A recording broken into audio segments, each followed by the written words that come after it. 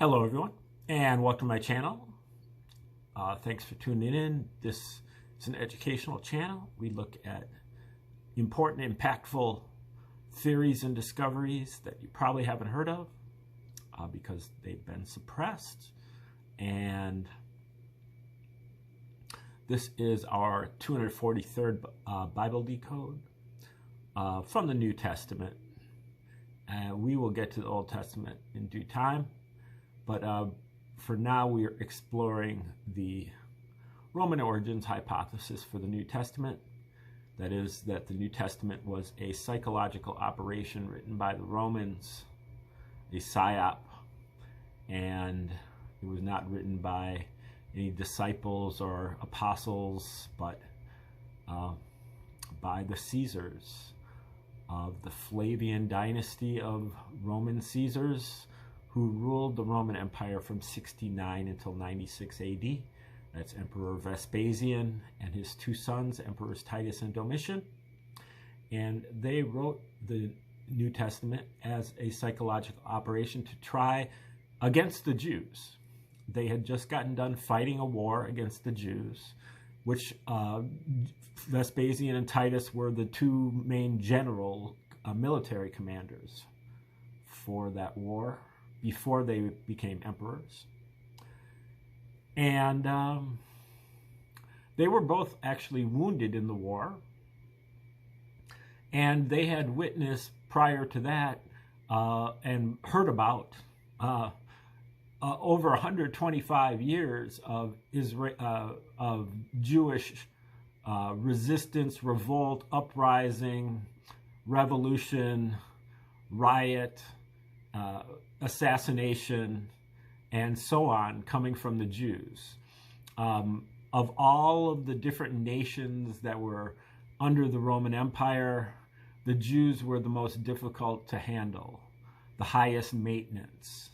The Jews were willing to die to maintain their rituals and their sacraments, their animal sacrifice and their circumcisions and their kosher food laws and their strictures against graven images. All kind of was a pain in the butt for the Romans to administer ever since the Romans took over in Judea in 63 BC. So all the way up into in the 60s AD. Finally, it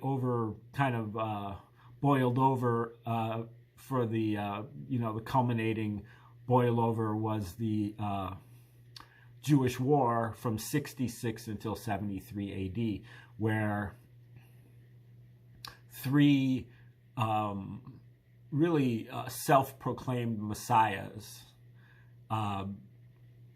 revolted and basically took over Jerusalem, kicked out the Herod king.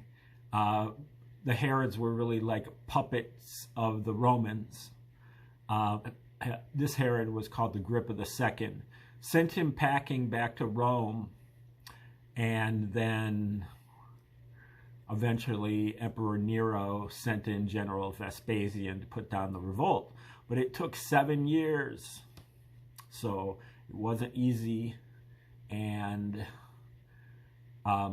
so the Romans took advantage of this fact that the Jews were literally waiting on a Messiah to come and help them rescue, the Jews from the Romans. And so instead, they wrote a story of a Messiah, of a Jewish Messiah, who was a Prince of Peace and believed in rendering under Caesar and walking the extra mile and turning the other cheek. And so that was really kind of like the attempt to mellow out the Jews, to tame the Jews, domesticate the Jews, get them to obey.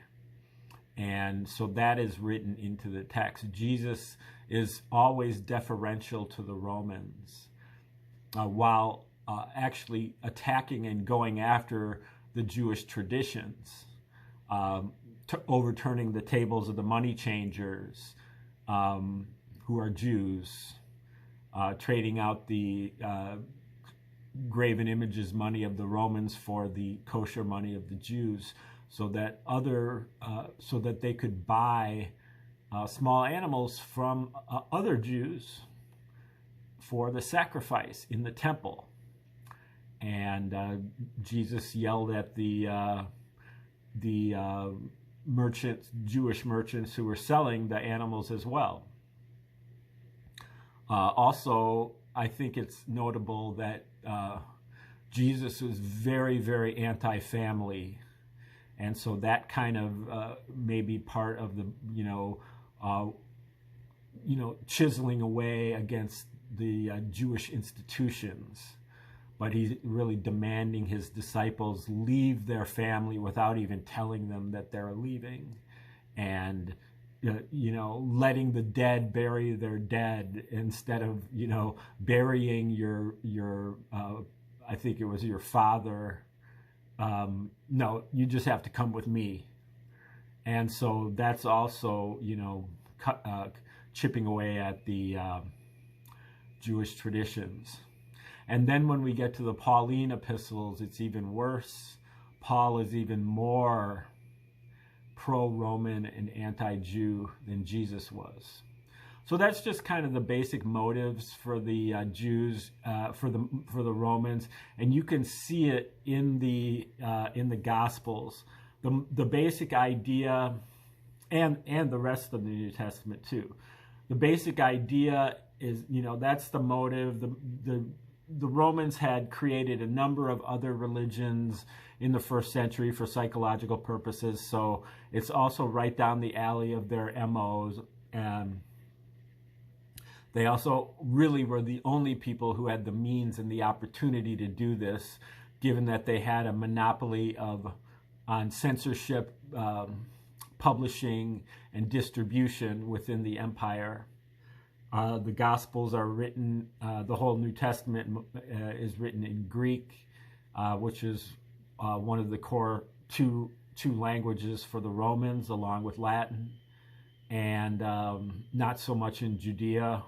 Even if the people did know how to write, they would have done so in Aramaic, except for the very elite there in Judea.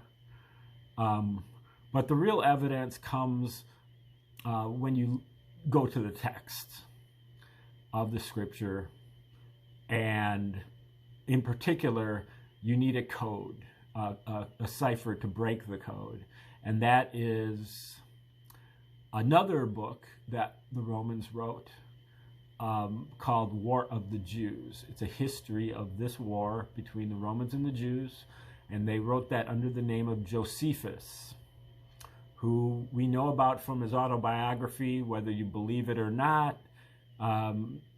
Regardless, he emanates from Rome, whether he is a real person, a combination of persons, or whether he's a pseudonym of somebody else.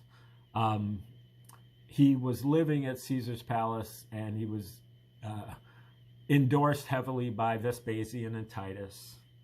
And he was actually a family member by adoption of Vespasian and Titus, known as Flavius Josephus of the Flavian dynasty. And when you read the 7 volumes of Josephus's War of the Jews alongside the Gospels, the parallels literally jump off the page. There are so many of them, especially in the book of Luke. Michael Menescott studied that in his new book called Christianity's Origin as a Flavian Secrecy Cult, and found over 250 parallels just in the book of Luke, over 10 per chapter. And some of them are very powerful. Some of them you could dismiss as a coincidence if there was only a handful of them. But with how many there are, along with the absolute detailed, intricate, and well put together ones, there are a few dozen of those. you can see that it was intentional and not coincidental. In addition, you can see the intention in just the hatred that the Romans had for the Jews. Many of the parallels are demeaning, they're ridiculing, mocking, and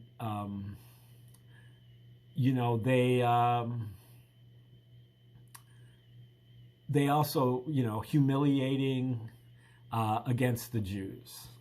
But then Menescots also graphed the parallels on a chart, and the book of Luke on the vertical axis, War of the Jews on the horizontal axis.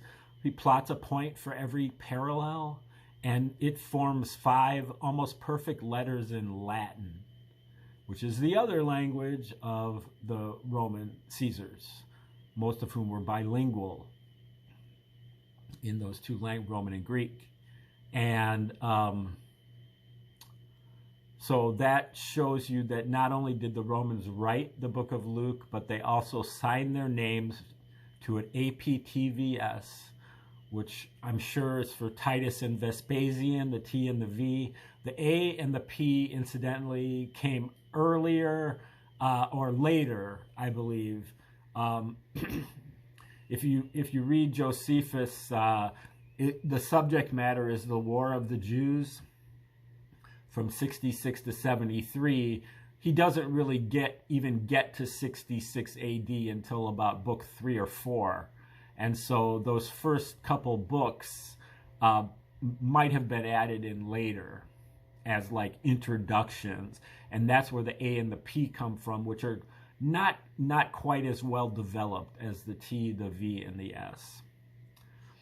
Also, Joseph Atwell, in his book, Caesar's Messiah, came out about 20 years ago. He saw how many parallels there are between the ministry of Jesus and the military campaign of Titus, all of which occurred in Judea. Every place that Titus goes, Jesus also goes in the same order, and they go to these places and encounter parallel events that are spaced out by 40 years, sometimes to the hour.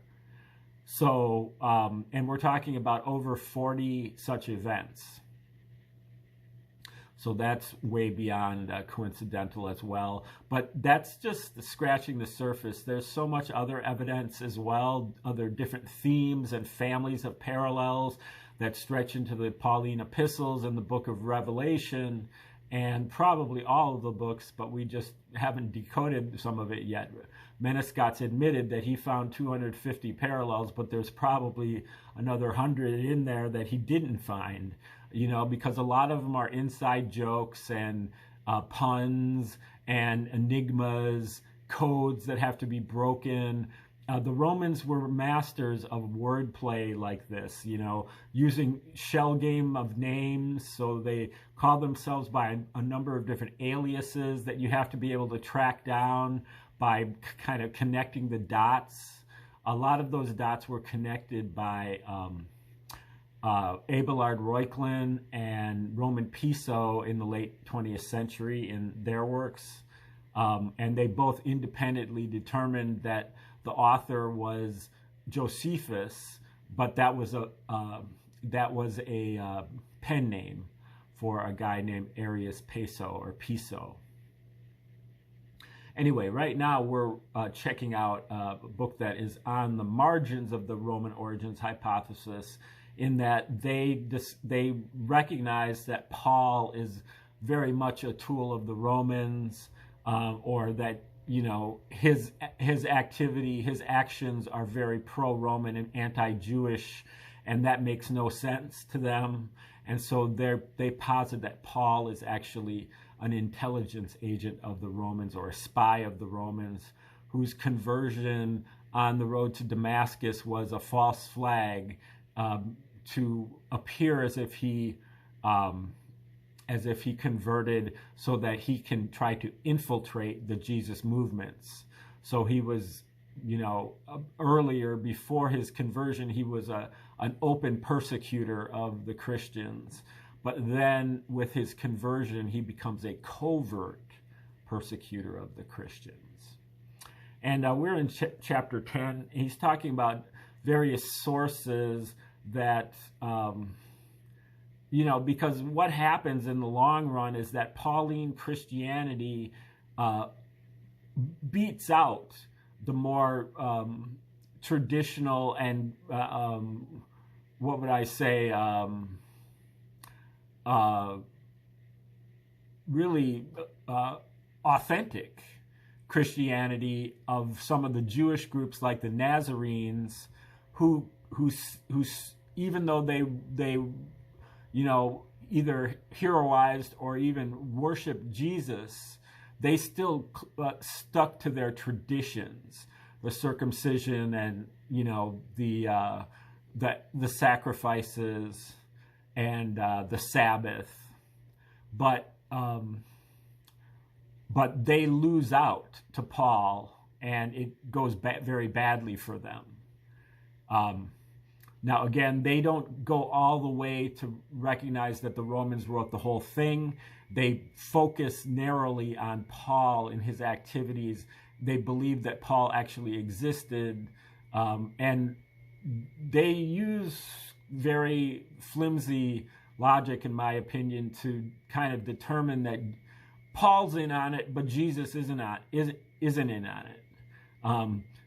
Even though Jesus is very much pro-Roman and anti-Jew also, but he's not as much so as Paul. And so they kind of draw that distinction where I really don't see that the distinction is logical and that it can be made.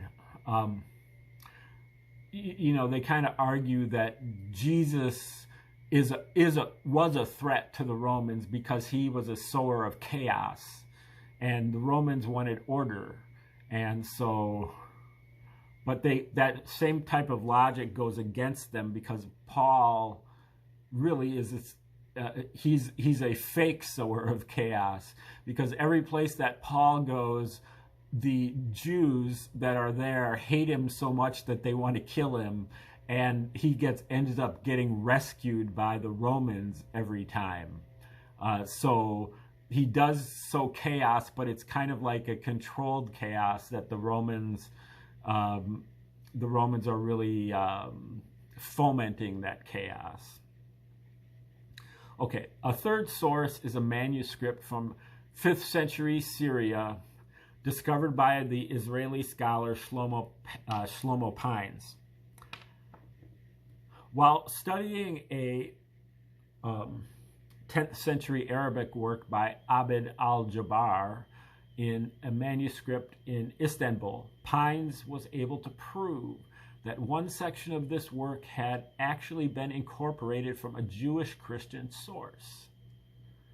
This incorporated text contains the Ebionite belief in the validity of the Torah, insistence on the human status of Jesus as a prophet, and strong opposition to Paul as the falsifier of Jesus' teachings. This is a 5th century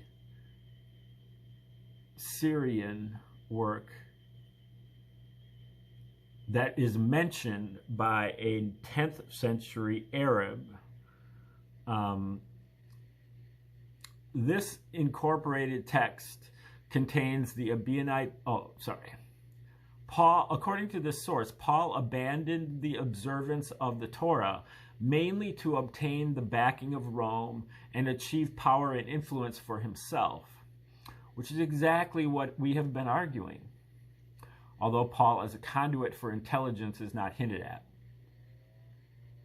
Paul is even held responsible for the destruction of the temple by the Romans, since his anti-Jewish propaganda inflamed the Romans against the Jews. His Christianity was called Romanism by the Ebionites. Instead of converting Romans into Christians, he converted Christians into Romans. One can see why this source and others like it would be banned by Orthodox Christians. They contained some acute criticism of the Gospels that they declared to be untrustworthy and self-contradictory. Okay, so here they do get into the Gospels also, this source, which I'm going to have to check out this footnote, but apparently the scholar's name is Shlomo Pines. He is an Israeli, so he could be grinding an axe a little bit as well, but it's definitely worth looking at. The Ebionite texts paint a picture of the Jewish Christian community in the 5th century AD, out of touch in many ways with its own sources and barely managing to preserve an underground existence. It still clung to the elements of belief deriving from centuries earlier, which linked it to the earliest Jerusalem Nazarene community of James and Peter. The Ebionites did not survive because they were persecuted out of existence by the Catholic Church. Whenever their persecution was lifted, for example, when an area passed from Christian to Muslim rule, they re-emerged and resumed their open existence. There is evidence from the works of the Jewish philosopher Saadia that this happened as late as the 10th century. That's crazy. Some scholars have reconstructed what we think were the Ebionite teachings on Paul. Epiphanius wrote that the Ebionites believed Paul was a Greek. When in Jerusalem, he became enamored of the daughter of a priest, and in order to marry her, he was circumcised and converted. Then, when he did not get the daughter, he flew into a rage and wrote against circumcision and the Sabbath and the law. Now, that's pretty interesting. Now, according to Joseph Atwill, he says that Paul in Antioch, wherever, I believe it's in the book of Acts, but I'm not sure, but he's at Antioch, and he is, now this, I thought this was on the road to Damascus. I know that they're both in Syria, but this is supposed to be when Saul becomes Paul, was as a result of him being castrated, forced to be castrated, not just circumcised, and that Paul is actually, in translation, is the word for tiny. And so so the word Paul, the name Paul, is a derisive term for what they forced him. And as he says throughout his epistles, that he is a slave. He's a sodomite slave of Emperor Domitian, who is the younger brother of Emperor Titus, the third Flavian emperor. So that's a pretty similar take, but this one strikes me as a little bit more believable, in that he got circumcised so he could marry this Jewish man's daughter, but then he gets jilted by the woman and doesn't get married, and then he gets mad and he takes it out on the Jews, and particularly circumcision. Of course, this is not history, only what Epiphanius says the Ebionites believed in the 4th century. It reflects Epiphanius's hostility to the Ebionites, but it also reflects the Ebionite hostility to Paul. Part of the story, however, parallels ours. Paul was not born a Jew. He was involved with the high priest in a negative way. He failed to achieve his ambition among the Jews. He described the high priest and Judaism as he subverted the Jesus movement. He deserted the high priest and Judaism as he subverted the Jesus movement. The picture of Paul as a disappointed lover may be the typical creation of the folk imagination. It has been suggested that it was Paul's love affair with Judaism that soured. On a more realistic level, the high priest was the key person in Paul's life. his employer when he harassed the Nazarenes. If Paul wanted to go above the high priest, he knew the greater power he must approach was Rome. It was the Romans who held power over this Sadducean high priest. When Paul severed his attachment to the high priest by his defection at Damascus, he took up the cause of Rome. Well, that is super interesting. They used the word severed. That is the same word that Joseph Atwill uses to describe his castration. So that's the word that is used in the New Testament, whatever that word is in Greek. It can mean, I think it has another meaning, but one of the meanings is severed. And so they're talking about the same event here when Paul severed his attachment to the high priest by his defection at Damascus. He took up the cause of Rome. So this is the exact same point in the story that Atwill says that he is castrated. And Saul becomes Paul. On the road to Damascus, he took up the cause of Rome. He becomes enslaved by Emperor Domitian and becomes his sodomite slave. Really interesting. So the high priest never forgave him, and it was from the high priest's hostility that he had to be rescued by the Roman police. Epiphanius' account is incomplete in that it contains no reference to Paul's relationship with the Jerusalem Nazarenes. If the Ebionites of Epiphanius' day had any opinions about how Paul stood with James and Peter, they are lost to us. Okay, that's the end of this section. The next section is called Paul and Jesus, and this should be very interesting. I'm not able to see what the time is like. Trying to look at my watch. I think we're basically out of time. But I'd like to maybe just read the first paragraph. I'll maybe have to read it over next time out too. But Paul and Jesus. Some believe that Paul, in describing himself as a deeply religious Pharisee, was not telling the truth, or that if he started as a Pharisee, he did not end up as one. On the contrary, what Paul created was a synthesis of Judaism and paganism. His conception of Jesus argues for a Gentile, not a Jewish provenance. The impression of unity between Paul and the Nazarenes, so sedulously cultivated by the author of Acts, is a sham. There is much evidence both in Acts itself and in Paul's epistles that there was serious conflict between the Pauline and the Jerusalem interpretations of Jesus' message. This conflict began to build as the Nazarenes slowly uncovered the evidence of what Paul was doing and who he really was. Once they realized his loyalty was to Rome and not to Jerusalem, the break became complete, and the Pauline Christian church was cut off from Judaism.